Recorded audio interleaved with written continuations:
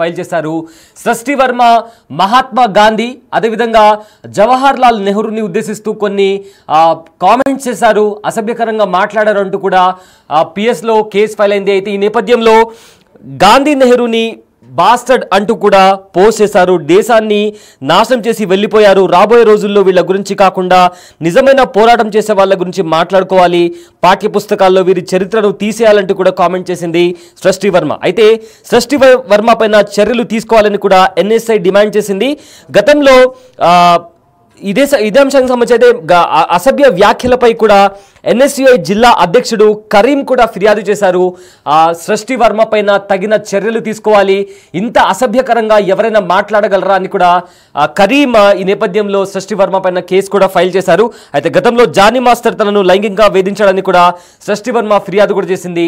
ఇప్పుడు మరోసారి గాంధీ అదేవిధంగా నెహ్రూపై చేసిన కామెంట్స్తో మరోసారి వార్తల్లో నిలిచింది సృష్టి వర్మ.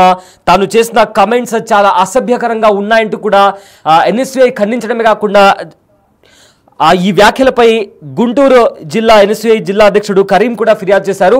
ఈ నేపథ్యంలో సృష్టి వర్మపై గుంటూరు నగరపాలెం పిఎస్లో కూడా కేసు ఫైల్ అయింది. అయితే సృష్టి వర్మ ట్వీట్ ఒకసారి మీకోసం చదివి వినిపిస్తాను. ఈ నేపథ్యంలో సృష్టి వర్మ చేసిన ట్వీట్ ఏదైతే ఉందో, these bastard ruined everything. Our upcoming generation should learn about real freedom fighters, not people like these bastards.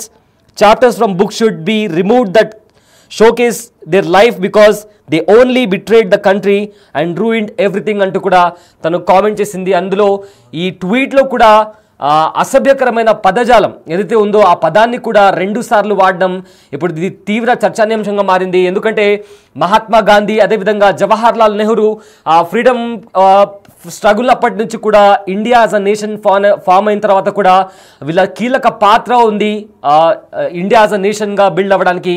So ఈ నేపథ్యంలో సృష్టి వర్మ చేసిన ఈ కామెంట్స్ అయితే హాట్ టాపిక్గా మారాయి.